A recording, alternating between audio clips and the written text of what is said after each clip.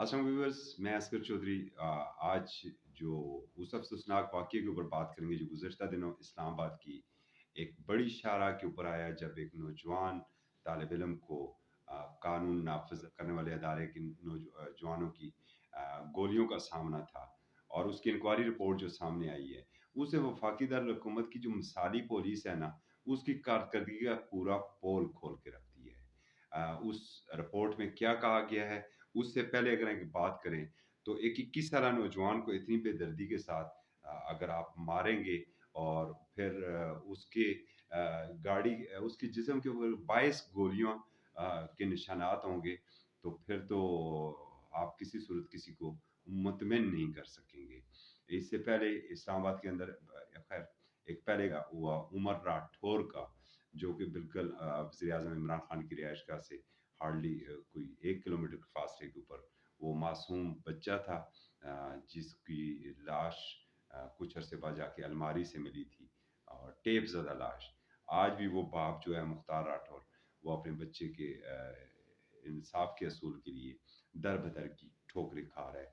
ये जो स्पेसिफ़िक वाक़या था, इसने जो रिपोर्ट सामने आई है, रिपोर्ट के मुताबिक उसामा सत्ती का किसी डकैती या जुर्म से दूर का भी वास्ता साबित नहीं हुआ है। ओसामा को गोलियां जानबूझकर कत्ल करने की नीयत से मारी गई हैं, और गोलियां एक एहलकार ने नहीं, 4 से ज़ायद इतराफ मारी गई।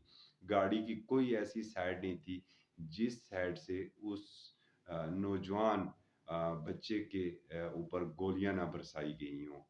ये मतलब इस्लामाबाद की तारीख का इससे पहले ऐसे किसी वाक़ये की मिसाल नहीं मिलती है, और अपनी मिसाल का ये एक अपना मुनफ़रिद वाक़या है। और इसका शायद ये कालक भी है इस्लामाबाद की उस मिसाली पुलिस के माथे के ऊपर। रिपोर्ट में ये भी कहा गया है कि पुलिस अफ़सरान की जानिब से सबूत मिटाने की कोशिश की गई। पुलिस ने वाक़ये को डकैती का रंग देने की कोशिश की, और जो जूनियर अफ़सरान थे, उन्होंने सीनियर अफ़सरान को अंधेरे में रखा।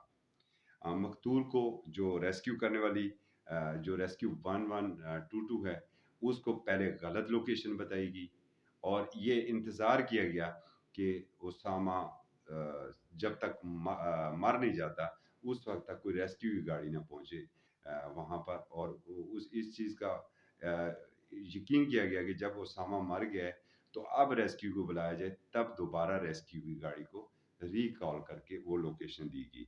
रिपोर्ट के मुताबिक गोलियों के 18 खोलों को 72 घंटे बाद फ्रांसिक के लिए भेजा गया, और ये भी कहा गया कि सबूत मिटाने की वहाँ पर कोशिश की।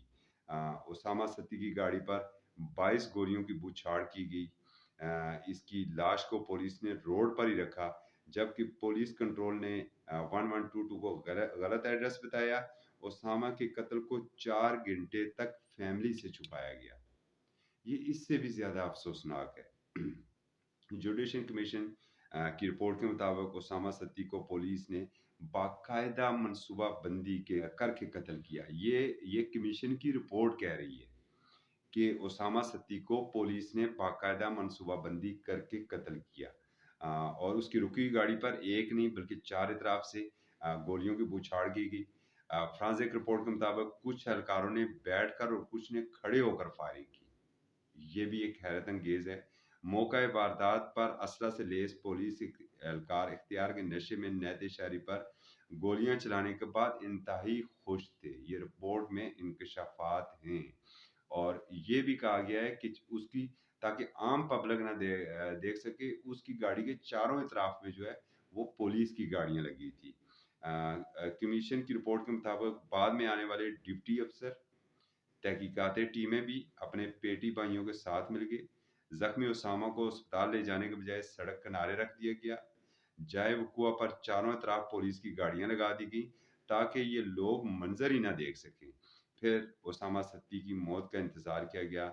इस दौरान 15 कंट्रोल रूम ने रेस्क्यू 112 को जाए वक़ुआ की गलत लोकेशन दी। कुछ वक़्त के बाद रेस्क्यू 112 की गाड़ी को फिर पैगाम दिया गया कि वापस आ जाएँ, कोई वाक़या नहीं हुआ। जुडिशल कमीशन की तहकीकात के मुताबिक सीनियर अफसरों को भी अंधेरे में रखा गया, और कत्ल को 4 घंटों तक ओसामा के खानदान से छुपाया गया। ڈپٹی افسر بھی معاملے کا حصہ بن گیا، اس نے جائے وقوع کی کوئی تصویر یا ویڈیو نہیں بنائی۔ موقع پر پہنچنے والے پولیس افسران نے مل کر ثبوت مٹانے کی کوشش بھی کی۔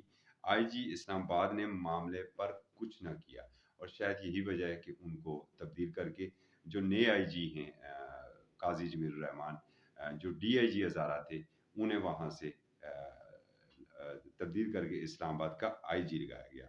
رپورٹ میں یہ بھی انکشاف ہوا ہے کہ اسامہ پر ڈکیتی کا کوئی الزام ثابت نہ ہو سکا، نہ اس کے پاس اسلحہ تھا، مگر یہ ثابت ہو گیا کہ پولیس ہر صورت اسے قتل کرنا چاہتی تھی۔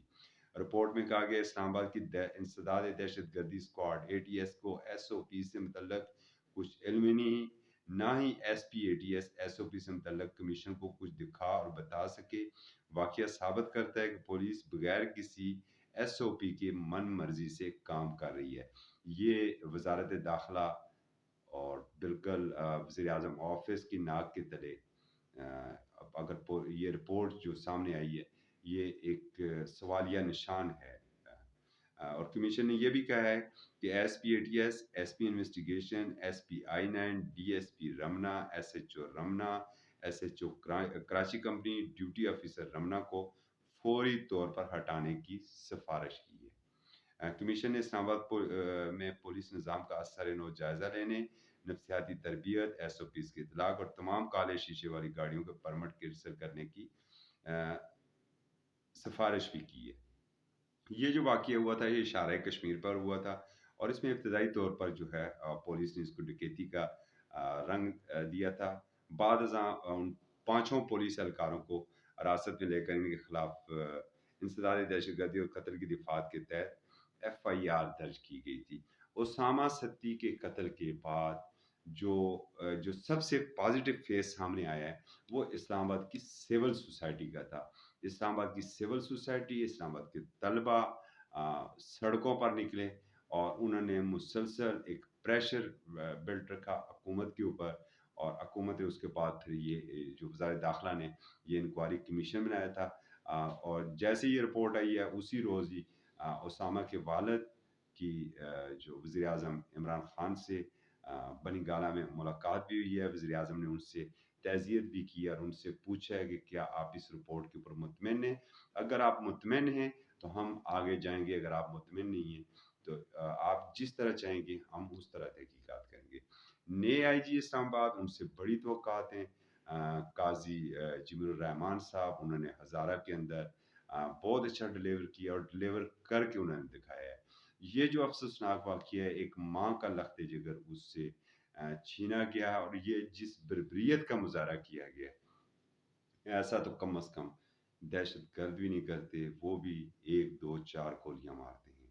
22 گولیاں ایک ایسے نوجوان کہ جس نے ابھی جوانی میں قدم ہی نہیں رکھا، جو ایک طالب علم ہے فرسٹ ایئر کا، اور اس کی گاڑی کو چاروں اطراف سے گھیر کے کھڑے ہو کے بیٹھ کے آپ گولیوں کی بوچھاڑ کر دیں، اور وہ بھی اس شارع کشمیر کے اوپر۔ سوالات تو بنتے ہیں۔ اب دیکھنا یہ ہے کہ کیا یہ جو ملزمان ہیں ان کو سزا ہوگی، یا پھر یہ بھی ایک سانحہ اسی طرح فائلوں میں دب جائے گا جس طرح سانحہ سائیں باغ فائلوں کی نظر ہوا تھا۔ اجازت دیجیے، اللہ حافظ۔